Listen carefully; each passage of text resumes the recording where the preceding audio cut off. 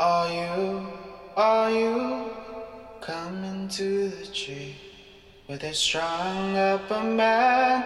They say murder three. Strange things that happen here. How stranger would it be if we met at midnight in the hanging tree? Welcome to Strange Things with Chris James, broadcasting from the auxiliary radio station for Arkanasa Radio in Laredo, Texas.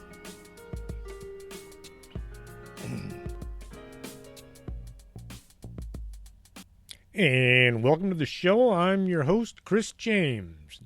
Here we are once again talking about some things that just don't make any sense. Old gods. When I say gods, I'm not referring to the one true God who is always given a capital letter. I'm talking about all the hundreds of deities found throughout ancient beliefs that should by now be just a thing of legends or mysticism. What I find odd is, even today, these old gods keep popping up. They're found in all kinds of scientific endeavors.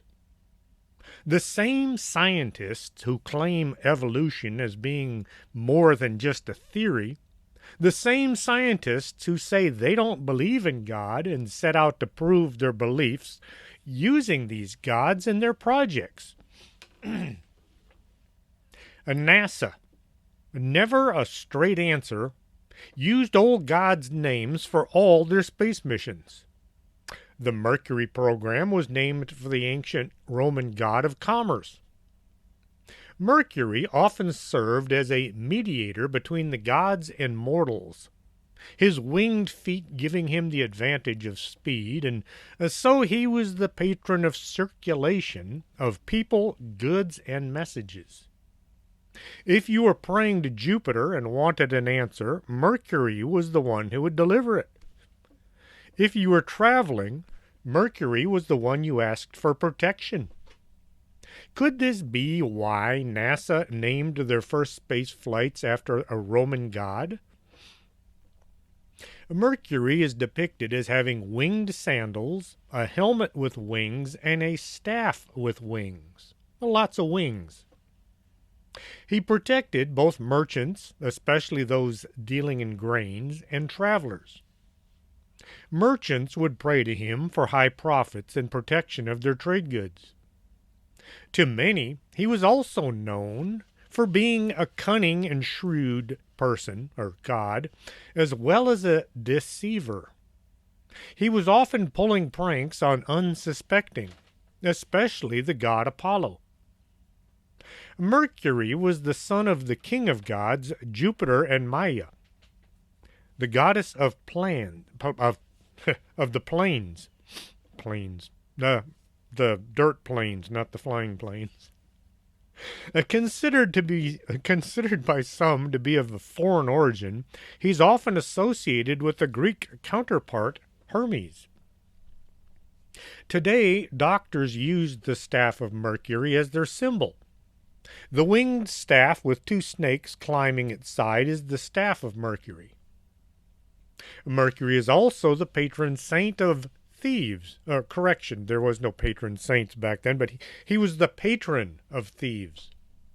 This explains why doctor bills are so high. The planet Mercury is named for the Roman god. The Romans knew of 7 bright objects in the sky: the sun, the moon, and the 5 brightest planets.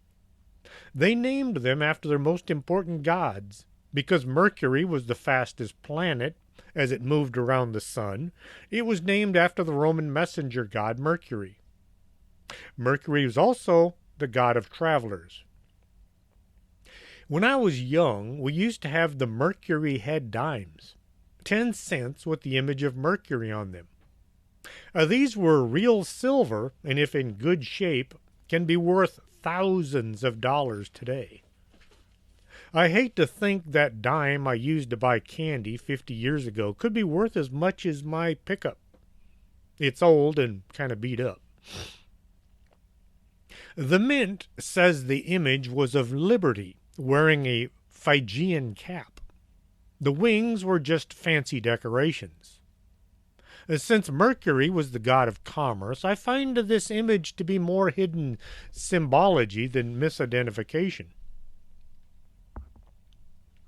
Of course, NASA, never a straight answer, says the Greek and Roman god names were just used because they sounded good. Nothing to see here. Mercury was the god of travelers. Gemini were two identical twin gods, so the name went well with two astronauts going into space together. Apollo was chosen because the first two space projects were named for gods. Apollo, also known as Phobos, was the deity of diverse function and meaning. He was one of the most widely revered and influential of all of the ancient Greek and Roman gods. From the time of Homer onward, he was the god of divine distance. I'll say that again. Divine distance, like is in, say 1.9 million miles? The distance from the Earth to the Moon, maybe? Who he also sent or threatened from afar. This god made men aware of their own guilt, and he purified them of it. Apollo presided over religious law and the constitutions of cities and communicated with mortals through prophets and oracles. He held knowledge of the future and the will of his father Zeus. Even the other gods feared him, and only his father and mother could easily endure his presence. The NASA symbol is the name spelled out with a red twin tail like a rocket shooting across the image. Well, there are no rockets with twin tails. If you turn the image sideways, it becomes a V. The meaning for the Hebrew letter for V, or Vav, is nail. A nail is one of the secret titles of Satan within the Brotherhood of Satan. I looked this up on several different sites, and I came up with the same answer every time. A major part of NASA is the Jet Propulsion Laboratory that traces its beginnings back to 1936 in the Guggenheim Astronomical Laboratory at the California Institute of Technology, when the first set of rocket experiments were carried out in the Arroyo Seco. Well, they didn't really deal in jets. They were rocket scientists. Back then, when they were being formed, nobody wanted to be associated with rockets because of the sci-fi movies. Buck Rogers flew around in a rocket, so to sound more hoity-toity, the folks in rocketry went with jet propulsion instead.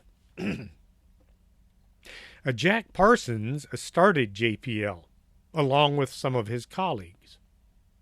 Not only was Parsons an expert in rocketry, he also ran Aleister Crowley's Agape Lodge of the Thelemic Ordo Templi Orientis, the OTO, in California. This was a devil-worshipping cult. Before every important test, Parsons would conduct an occult ritual. The government folks all ignored his shenanigans because they wanted what he could do more than they wanted to distance themselves from devil worship. If you run around with Satan worshippers, something is going to rub off on you. On every Halloween, the staff at the Jet Propulsion Laboratories performs an intriguing ritual in Jack Parsons' honor. Mannequins are dressed up in white lab coats, and they're designated to represent Parsons and his colleagues in the early years of rocketry. They're wheeled into the JPL. The staff hold a memorial that looks more like a ritual to the man and his groundbreaking work. Within the world of JPL, the joke is that these three letters actually stand for Jack Parsons Lives. Also, that red V on the NASA emblem kind of looks more like a forked tongue than a rocket trail. How about the Saturn rocket? It was and still is the most powerful machine ever built. Shouldn't it have been named the Jupiter rocket since Jupiter is bigger than Saturn? They went with Saturn, the Roman god of generation, dissolution, plenty, wealth, agriculture, periodic renewal, and liberation. Before Rome took him on, Saturn was honored with human sacrifice, mostly children. NASA says they picked the name based on the planet being the next one in line. Back in September 2016, NASA launched a spacecraft named OSIRIS-REx that is traveling to the asteroid named Bennu. Both the spacecraft and the asteroid are named after ancient Egyptian gods. OSIRIS-REx seeks to enlighten us on where we come from, what our destiny will be, and they seek to plunder heavenly resources for profit. Find out what those asteroids are made of and maybe mine them. Bennu crosses Earth's orbit every 6 years. In 2136, the asteroid may enter a keyhole between the Earth and the Moon, where the gravitational pull of our own planet will tweak Bennu's orbit, potentially putting it on course for Earth later that century. Are the folks at NASA going there to look at the asteroid over to find out if it might be dangerous, or are they going there to make some kind of symbolic entreaty to an old god? The Hebrew word that is spelled Nawshaw is pronounced NASA, which means to lead astray, i.e., mentally to delude or morally to seduce, beguile, deceive greatly and utterly. Re, or Ra, the Egyptian sun god, ruler of everything, was especially associated with the sun Helipolis.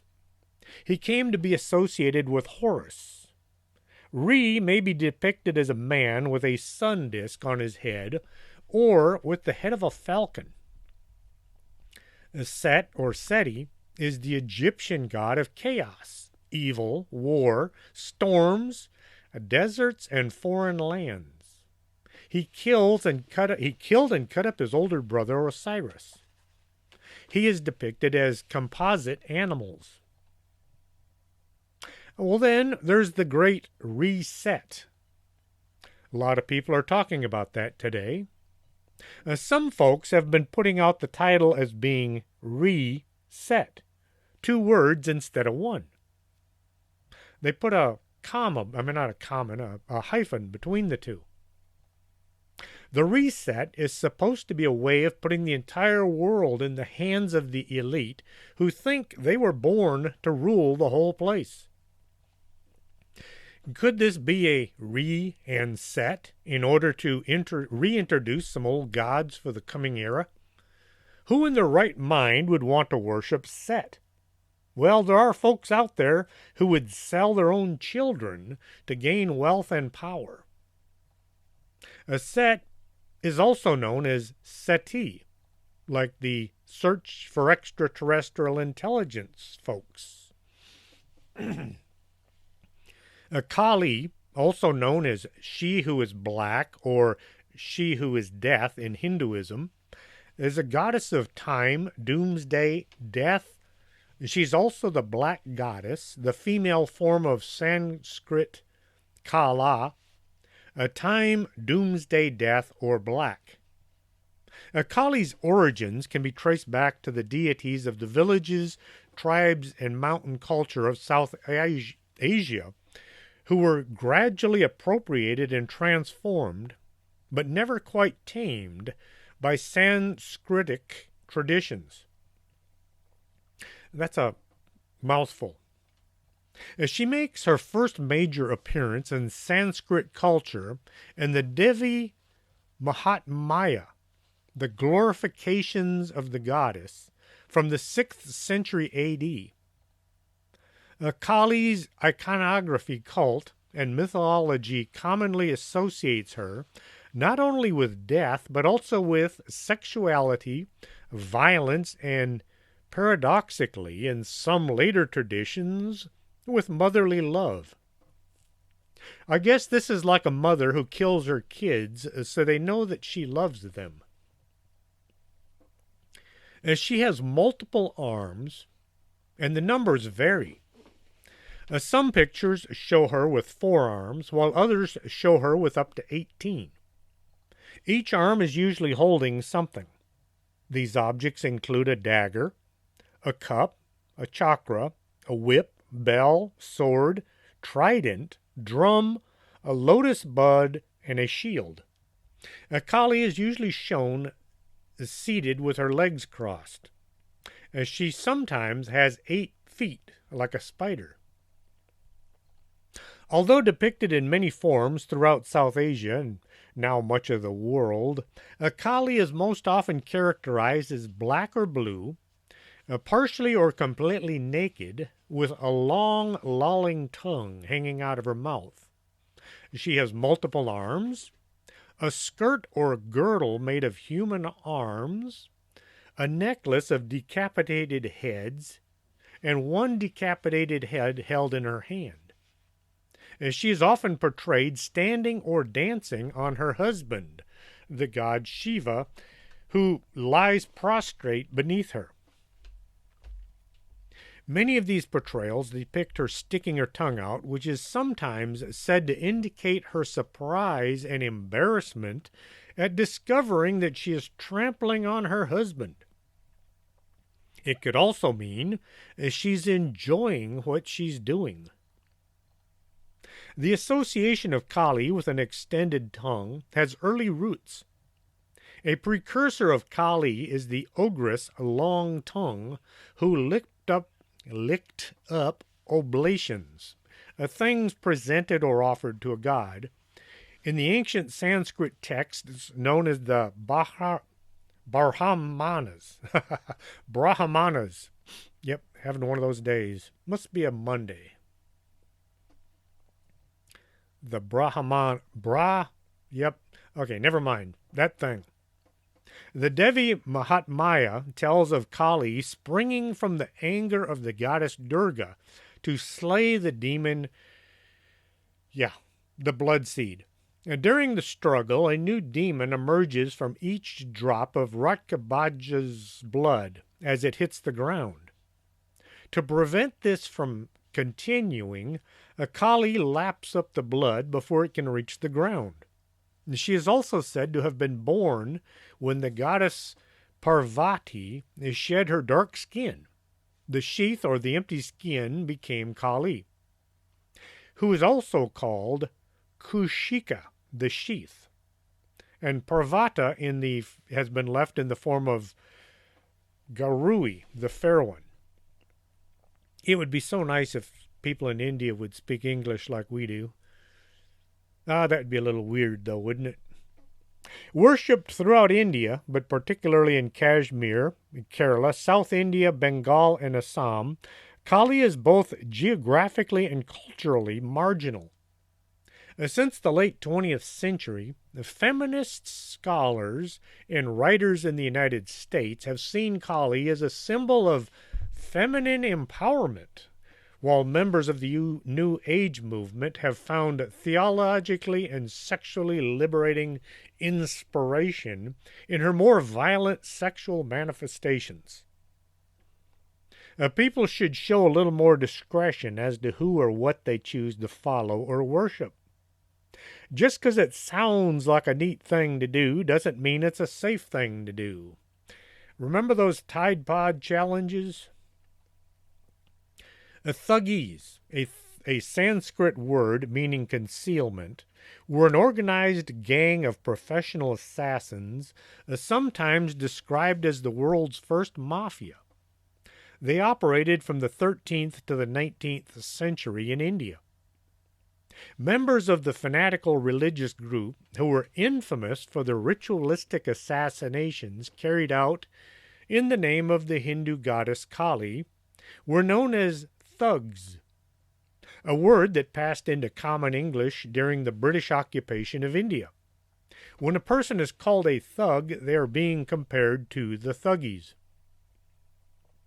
Thuggies worked by joining a group of travelers and gaining their trust. They would travel a ways before surprising their victim in the night and typically strangling them with a handkerchief or a noose. The handkerchief would sometimes have a coin tied in the center, giving it more weight. This was a quick, quiet method of killing that left no blood and required no special weapons or training. If a search were conducted, there was no weapon to be found. The thugs would rob their victims and bury them in some unmarked location. If the thug was unable to bury the victim, the body would look as if it had died from some unknown cause. Their crimes involved a high degree of teamwork and coordination, both during the infiltration phase and the moment of attack. Each member of the gang had an assigned function, such as luring travels into traveling with the killers or acting as lookouts during the final attack. According to the Guinness Book of World Records, the thuggies were responsible for approximately 2 million deaths. This was based on some guesswork and the few records available from the times. Seeing as the thuggies plied their trade for around 600 years, the number isn't all that hard to believe. About one person killed each day. Folks admiring Kali isn't any different from folks admiring Elizabeth Bathory, who lived from 1560 until 1614. She may have killed 650 young girls over her lifetime, based on her own writings. This resulted in her nickname as the Blood Countess. And yes, Elizabeth Bathory was related to Vlad Tepes, although they lived 100 years apart. The first known record of the thugs as an organized group, as opposed to just being regular thieves, is from the history written by Firuz Shah, dated to around 1356. Although the thugs traced some of their origins to 7 Muslim tribes that started the Assassins cult, or the cult of Hashashians, Hindus often appear to have been associated with them from an early period. The Hindu members worshiped the goddess of destruction and renewal, Kali, and for at least some of the thuggies, this formed the basis of their actions, as it is said that they believed they were helping Kali maintain the worldly balance of good and evil. There is evidence that all thuggy assassins were united by common superstitions and rituals, which led to the gang being branded a cult or a sect. The fraternity possessed a jargon of their own called Ramasi, as well as certain signs by which its members recognized each other in the most remote parts of India. They were also bound by a set of rules, such as the prohibition to steal a person's property without killing them in accordance with ritual first. Brahmins were not killed because of their purity. A killing of the sick was considered an unworthy sacrifice, and women were not killed because they were considered to be incarnations of Kali. Members of the cult of thuggies was often through hereditary lines, passed down from father to son.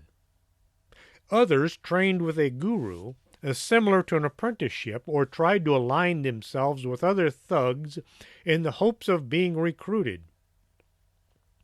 Sometimes the children of murdered travelers were kidnapped and groomed to become thugs themselves, as the presence of children would help allay suspicion. The Thuggee assassins were eventually suppressed by the British rulers of India in 1830 after the implementation of the Thuggee and Dacoity Suppression Act, which stated, "It is hereby enacted that whoever shall be proven to have belonged either before or after the passing of this act to any gang of thugs, either within or without the territory of East India Company, shall be punished with imprisonment for life along with hard labor." Why not the death sentence? The authorities couldn't prove that the Thuggees being tried had ever actually killed anyone. They could prove they belonged to the cult. The courts couldn't pass the death sentence without proof. They could pass life in prison for belonging to a dangerous illegal cult. That's one of those British things. The scientists at CERN are looking for the God particle, the one thing that was present when there was nothing. If there was nothing, then how could there have been one thing? The whole Big Bang theory is just too much for me to believe. There was nothing, and then bang, there was everything. If God was there and he created everything in a flash, I can see that. But everything coming from nothing is like watching an empty field expecting a house to suddenly appear.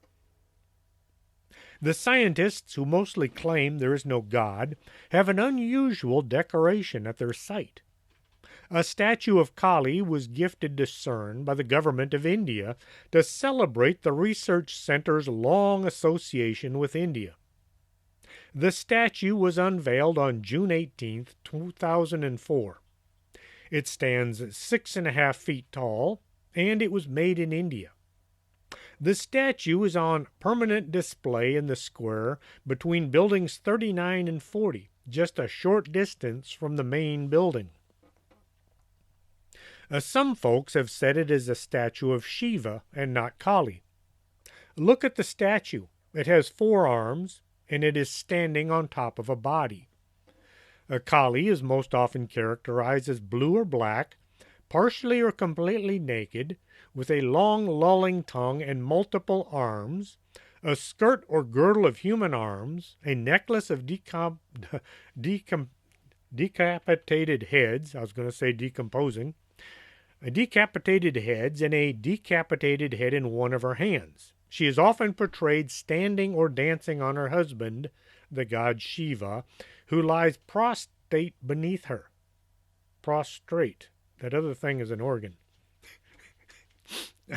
During several meetings of the folks in the white lab coats, the statue was set at the end of the room. The statue was unveiled in the courtyard, then it was moved inside during a few meetings. After the white coat crowd left, the statue was moved back to the courtyard. Doesn't this sound just a little odd to you?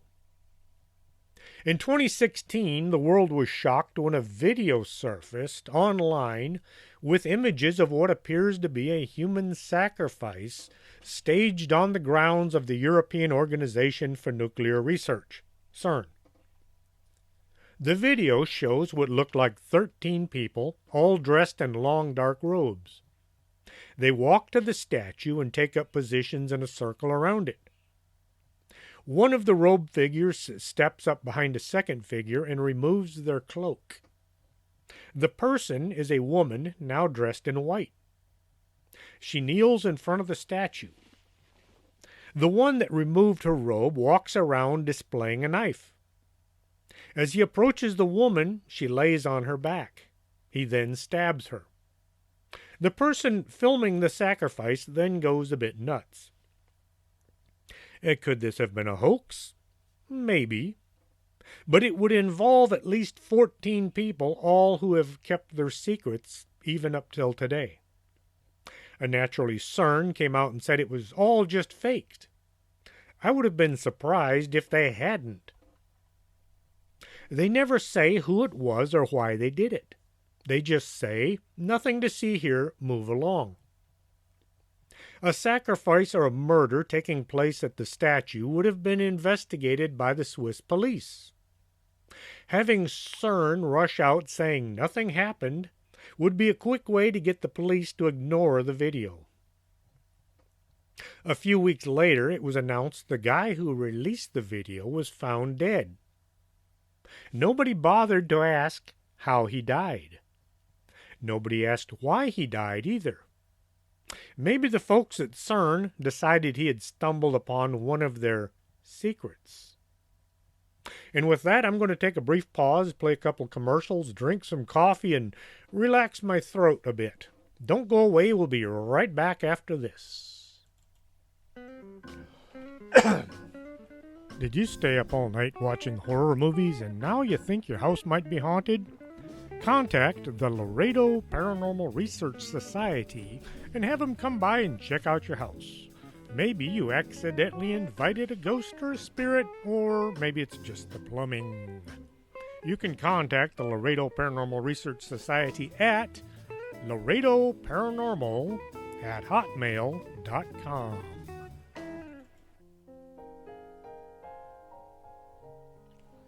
I had no idea what I was missing until I had my eyes checked at the Optica del Norte 107 Calle del Norte. Now I can see all kinds of things I'd been missing my entire life. You should get your eyes checked too.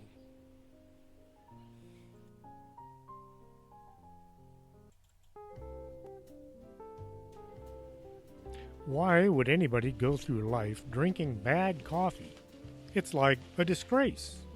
Here in Laredo, we have the Organic Man Coffee Trike, the best coffee on the planet. You can find them at 4501 McPherson. Or, if you don't live in Laredo, you can order at organicmancoffeetrike.shop. The absolute best coffee on the planet.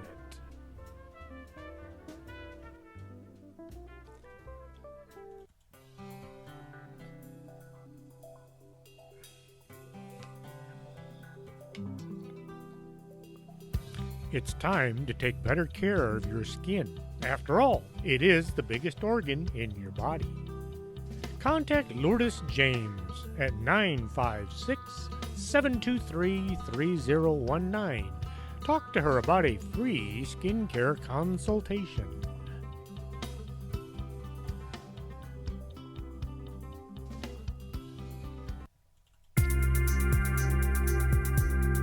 This is Arkanasa Radio you've been listening to.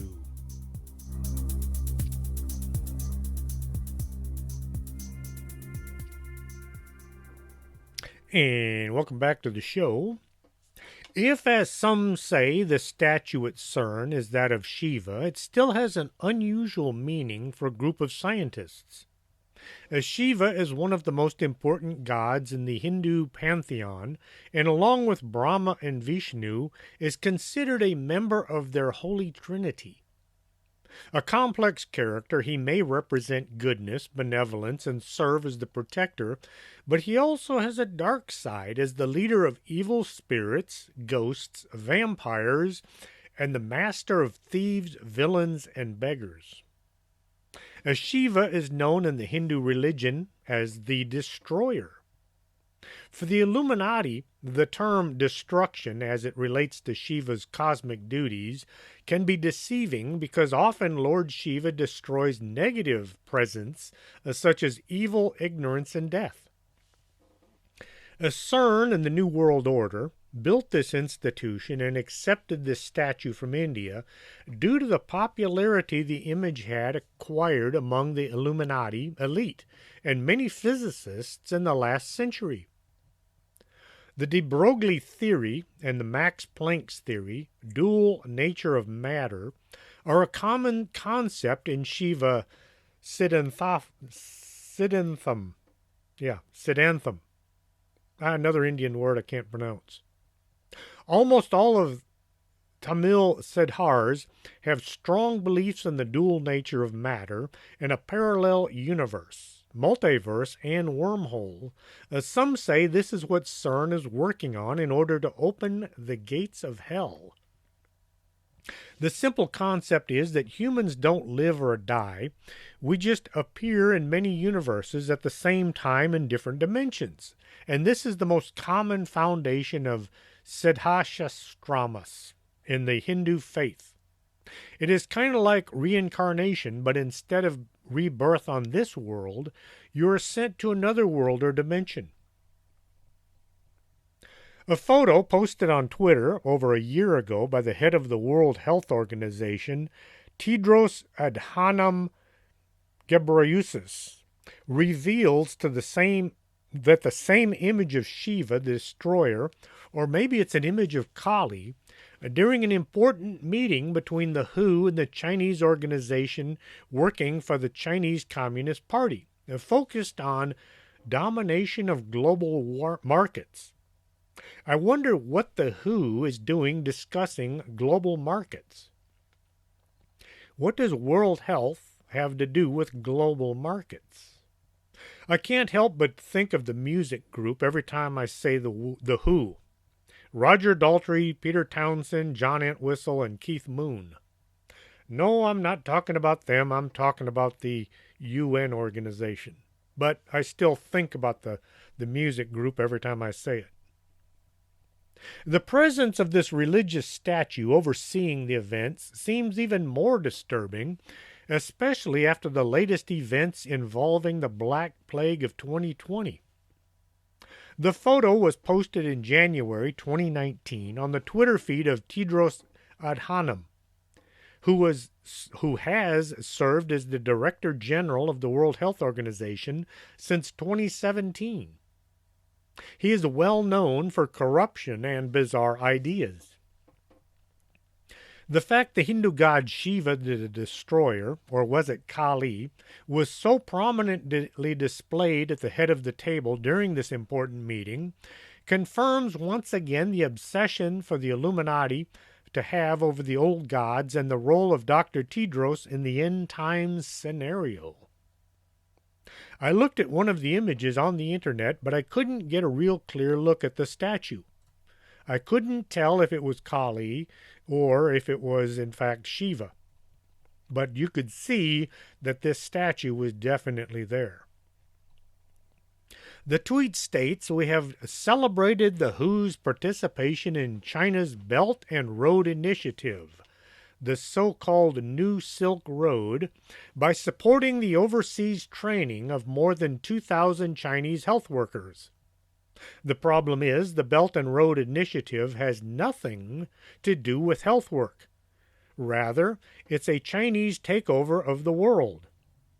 The New Silk Road, just like the ancient trade route, aims to link China to Europe and Africa, which involves countries like Italy, in particular, which later became the first epicenter of the CCP virus pandemic in the old continent. Formerly named One Belt, One Road, or OBOR, the name was changed in 2016 when the Chinese government considered the emphasis on the word one was prone to misinterpretation around their project, maybe to hide the real intentions to establish a one-world government controlled by China. However, the term One Belt, One Road is still used in Chinese state media. The secret objectives of the CCP are to create a stronger economy for the Chinese-driven New World Order that aims to dominate global affairs with a new trading network that will gradually dominate U.S. interests. The stated objectives are to construct a unified, large market and make full use of both international and domestic markets through cultural exchange and integration to enhance mutual understanding and trust of member nations, ending up in an initiative pattern with capital inflow, talent pool, and technology database. The problem is, what are we integrating to? Communism? In the meantime, the president has been quietly working to oppress the OBOR with a program entitled the Free and Open Indo-Pacific Strategy, FOIP. I wish they would come up with better acronyms. It's called the FOIP. But the socialist-infested European Union still supports the obor, despite the objections of several member nations, mainly because most European leaders have been corrupted by Chinese money, and the U.S. has not been able to stop them. Devdutt Patnaik, an Indian mythologist, wrote an article in Economic Times explaining how Shiva fits into modern corporate society. Organizations are built by people who have the desire to achieve something. This desire makes them Parama, the creator of the organization. But when their desires cease, they let go of the organization and they become Shiva, the destroyer. Hinduism is not one of the 5 religions recognized by the Chinese government, so it is not known why the statue of a Hindu deity would be displayed at the meeting.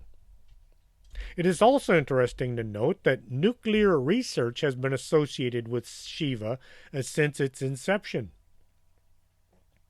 Robert Oppenheimer, known as the father of the atomic bomb for his work on bombs dropped on Japan at the end of World War II, recited a quote referring to Shiva from the Hindu text, the Bhagavad Gita. I've heard that name 1,000 times on Ancient Aliens, and yet when I try to say it into a microphone, it comes out all wrong. The Bhagavad Gita. At the time of the first atomic bomb test in 1945, I became death, the destroyer of worlds. This is what Oppenheimer said during this historical occasion. The image becomes even more disturbing when considering the Twitter post by Tedros Adhanom.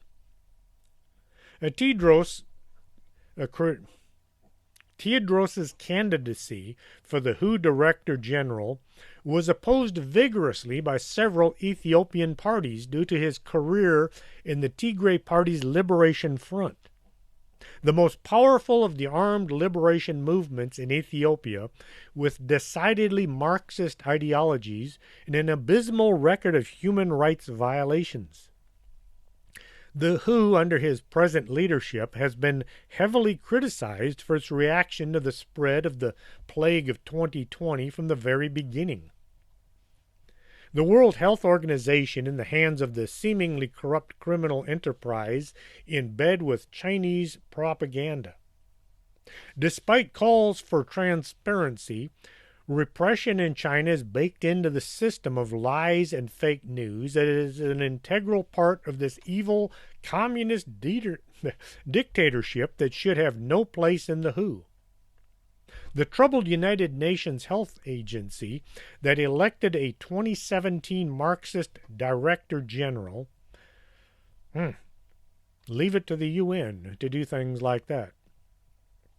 Global public health is critical to American interests at home and abroad, and the U.S. government is the largest contributor to the WHO's approximately $2 billion budget. With global travel being the norm and thousands of people coming and going to the United States, a disease could easily be transmitted worldwide, which is what happened. The organization tasked with keeping an eye on things dropped the ball. A lot.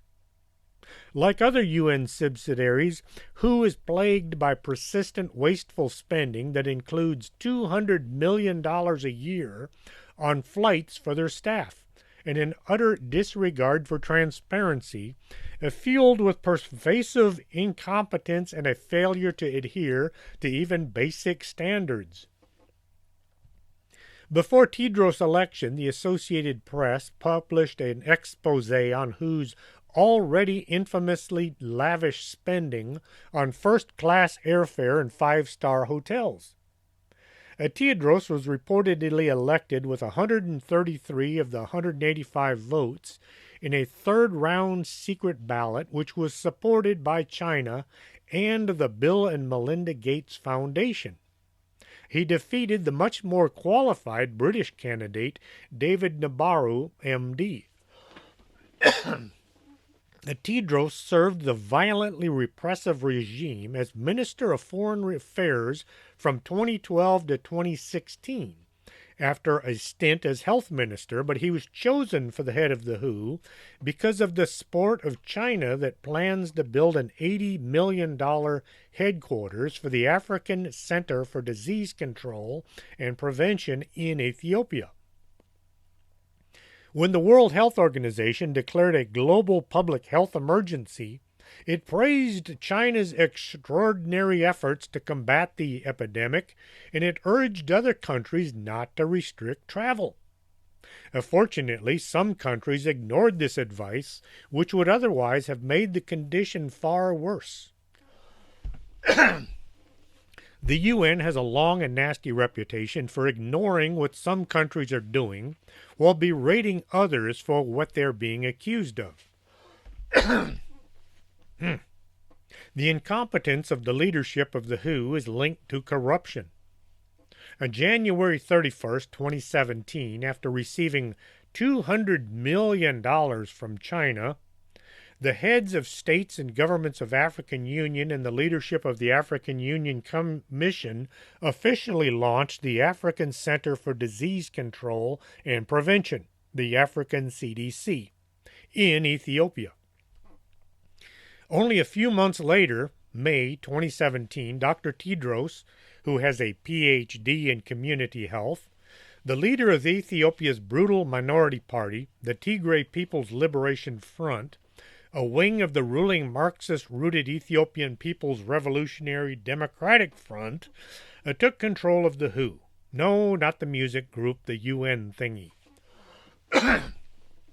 Why is it these people always have to pick these god-awful long names to call themselves? The Marxist Ethiopian People's Revolutionary Democratic Front. 3 letters is good, CIA, FBI, DIA, but that many letters, it's just too hard to say. EPRDF. EPRDF. Well, when CERN started using the Large Hadron Collider to smash particles in an attempt to prove the existence of the God particle, many were afraid that they were creating mini black holes that would expand out of control and consume all of us. Back in 1945, when the first modern nuclear bomb was detonated, yes, I said modern, there's some very compelling evidence of nuclear bombs way back in the history of India. Well, some of the scientists at White Sands said that the bomb just might ignite the atmosphere. They tried to stop the test until further studies could be conducted. The folks in charge said, push the button, let's see what happens. When the entire world is at risk, is it a good idea to say push the button and let's see what happens? The Bible mentions 666 as the number of the beast in Revelations 13:18. This calls for wisdom. Let the people who have insight calculate the number of the beast, for it is the number of a man. That number is 666. This number actually indicates a name. The number 666 is the numerical value of the name of the coming Antichrist. According to John in the Bible, those who are wise can get an insight into the Antichrist's identity by knowing the number of his name. So far, just about every world leader has been linked to 666. Someone has managed to realign the letters in someone's name and come out with proof that the Antichrist is someone living today. Just about everybody on the planet has been accused of being the Antichrist. The Antichrist will force all people, great and small, rich and poor, free and slave, to receive a mark on their right hand or their forehead, so that they could not buy or sell unless they had the mark, which is the name of the beast or the number of its name. This calls for wisdom. Let the person who has insight calculate the number of the beast, for it is the number of a man. That number is 666. The head of the National Institute of Allergy and Infectious Disease wants vaccines to be mandatory. If you don't get the vaccine, you won't be allowed to travel or to leave your home to buy food. The vaccine is supposed to have an additive that will fluoresce under certain kinds of light. The health department wants to set up checkpoints all over the world to make sure everybody is vaccinated so they can receive their mark. CERN has a weird-looking logo. Two circles with a bunch of lines radiating out from them.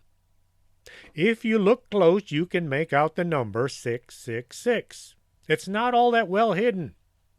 The CERN folks say their logo is taken from the design of the synchrotron particle accelerator. For some odd reason, I don't believe them. You'd think a ginormous international corporation would try to avoid having a logo that can be interpreted as being the mark of the beast, unless they did it on purpose. If Shiva is in fact the god of creation, death, and destruction, well, when Shiva is mating with Kali, they are depicted as a beast of destruction and a time of death. This activity is likened to tantric sex, something Aleister Crowley and other occultists practiced. Aleister Crowley called himself the Great Beast. Just to add a bit more bizarre connection between CERN and Kali, they put out a video called The Dance of Destruction. The scientists hired some dancers and production folks to put out a show for us.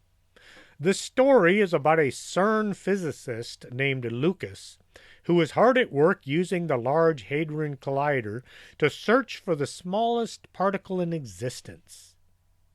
A ghostly woman appears and asks him if he loves the particle more than he loves himself, and if he could, would he become one with this particle?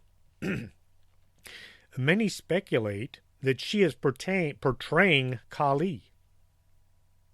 As Lucas increasingly tries to focus on his work, the woman's message becomes more insistent as she carries him through time in search of answers, tearing him away from the timelessness of physics and pointing him towards the timelessness of love and music.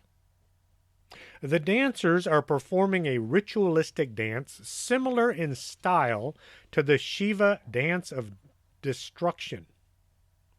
CERN paid a lot of money to put this play on. They seem to be trying to tell someone something. The trouble is, when anyone outside their sphere of influence asks, they are told, "Oh, it's just a play. Nothing to see here. Move along." The time traveler John Teeter said that CERN would build a time machine. Why is CERN doing the dance of destruction while they fired up this black hole generator for the very first time on Friday the 13th? Scientists who say there is no God are sure using a lot of gods and symbols to accomplish their research. If CERN does manage to open a black hole, will the Earth get sucked into it, or more than likely, will something come through from some distant dimension, something we won't have any control over? A name or identity is a powerful thing. It is a descriptor that allows people to make quick judgments and assumptions about us. If your name is, say, Schickelgruber, people aren't going to think of you as much of a threat. However, if your name is Hitler, folks will avoid turning their backs on you. It is a bad idea to assume. We all know why. A name will get some people to assume one way or another. I'll go looking for books to read. If the name of the book sounds hokey, I'll just skip to the next book without even considering it. Assumptions give us social context for the rules that we use while interacting with new or different people. If you hear somebody talking about an upcoming church event, you will assume they are somewhat religious and attend church on a regular basis. If you hear somebody talking about a particular political candidate, you can quickly assume which party they support. Names and identities are our first impressions. How we dress, the way we wear our hair, how we behave. I used to tell my EMT students they should always look as if they know what they're doing. When there was an emergency, the patient's first impression would have a huge bearing on how quickly they were able to work on the injuries. The patient assumes the EMT knows what to do and is going to fix whatever is wrong. Surprisingly, this worked far more often than seems possible. The name and identity that we have at our 15 years of age may be different than how we see ourselves and how we talk about ourselves when we're 25 or 50. As we grow, we change, and we have new experiences, and what we call ourselves may change as well. Other people may give us names, like that first day when our parents tell the nurse what to call us. We get assigned labels, usually at our chosen career. In the Army, I was Sergeant James. At the fire station, I was Captain James. In the Border Patrol, I was just James. I began to relax at about 10 years in, and I didn't really care what title I had. I get a kick out of folks who introduce themselves by placing their title first. I am Captain James. No, I was Chris James, a captain in the fire department. See the difference? An identity represents how we perceive ourselves and how we want other people to perceive us. A label is a descriptor given to us by others based on their stereotypes of us. I have some descriptors I best not mention. Depending on the situation, the circumstances, and the time in our lives and what we call ourselves may change. Perhaps our identity changes over time.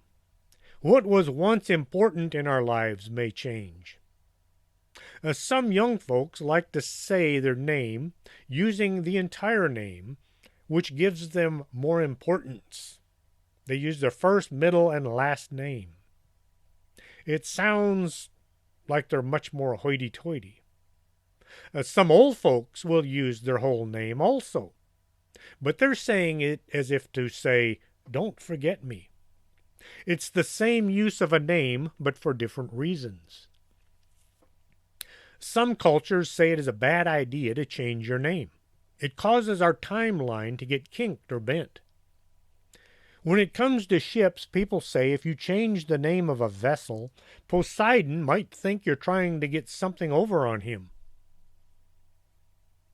If you're familiar with incantations or magic spells, you know the wording is essential. You need the right word, and they must be said in the right order and pronounced correctly. Words have power. Names have power as well. Words, names, and labels are often taken lightly by people, and the results can be destructive. Too many people have been hurt, offended, or even inwardly destroyed on occasion where they were called insulting things or had their names misused. Sometimes in the Bible, God changed the names of people. He changed Abram's name to Abraham. Simon's name was changed to Peter. Saul's name was changed to Paul. There is power in the names, the labels that you declare on yourself, and power behind the names and labels that people place on you. A groundbreaking study by Betty Hart and Todd Risley called The Early Catastrophe found there is power behind the words that we speak to children between birth and the age of 4. The study showed that the more we speak encouraging things to a child at an early age, the fewer problems they will have with identity and purpose in life later on. There is power behind words and moreover the labels that we attach to ourselves. Proverbs 18:21 tells us that death and life are in the power of the tongue, and those who live it will eat its fruits. Maybe you received a barrage of terrible discouragement in your life and have been called hurtful things. Maybe you've been called stupid, unwanted, useless, or burdensome. Perhaps your name was ridiculed or distorted by people who thought it was funny to do so. In Jewish thought, a name is not merely an arbitrary designation, a random combination of sounds.